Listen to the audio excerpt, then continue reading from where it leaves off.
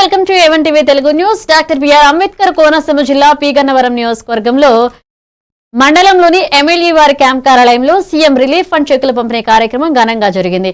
ఈ కార్యక్రమంలో ముఖ్య అతిథిగా పాల్గొన్నారు. గిడ్డి సత్యనారాయణ మాట్లాడుతూ వైద్యం కోసం ఖర్చు చేసి ఆర్థికంగా నష్టపోతున్న పేద ప్రజలకు మన కూటమి ప్రభుత్వం సీఎం రిలీఫ్ ఫండ్ ద్వారా ఆర్థిక సహాయం అందించడం ద్వారా వారికి నిజమైన భరోసాగా నిలుస్తోందని తెలిపారు.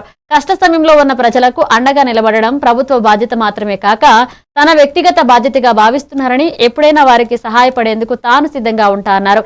ఈ రోజు జరిగిన కార్యక్రమంలో మొత్తం 29 మందికి 27,69,585 విలువైన సీఎంఆర్ఎఫ్ చెక్కులను పంపిణీ చేయడం జరిగిందని తెలియజేశారు. ఇందులో భాగంగా ఎంతోమంది హాస్పిటల్కి వెళ్ళి వైద్యం చేయించుకోలేనటువంటి పరిస్థితులు ఉన్నప్పుడు కూడా ఇటు కిమ్స్, సాయి విశ్వాస్, అమలాపురం హాస్పిటల్కి వెళ్ళినటువంటి సందర్భంలో చాలామందికి ఫోన్ ద్వారాగా అక్కడ హాస్పిటల్ యాజమాన్యంతో మాట్లాడి వారికి సహాయం చేయడం జరుగుతుంది. అవి ఈ సీఎం రిలీఫ్కి సంబంధించే కాదు, వేరే విధంగా కూడా వాళ్ళకి అక్కడ ఉన్నటువంటి యాజమాన్యానికి చెప్పి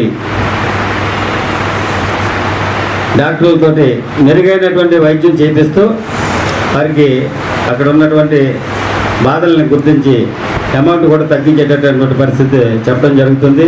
ఇది మానవత్వం.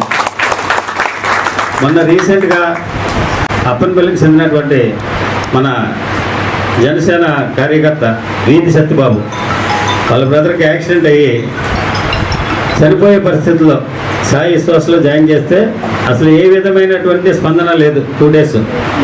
అటు తర్వాత ఇమీడియట్గా కాకినాడ అపోలో హాస్పిటల్కి తరలించడం జరిగింది. అక్కడికి వెళ్ళిన తర్వాత నేను స్వయంగా డాక్టర్తో వాళ్ళతో మాట్లాడి అతనికి మెరుగైనటువంటి వైద్యం చేయించడం జరిగింది. అదే కారణంగా నేను స్వయంగా వెళ్ళి అక్కడ అబ్బాయిని చూసి డాక్టర్లతో మాట్లాడి అతను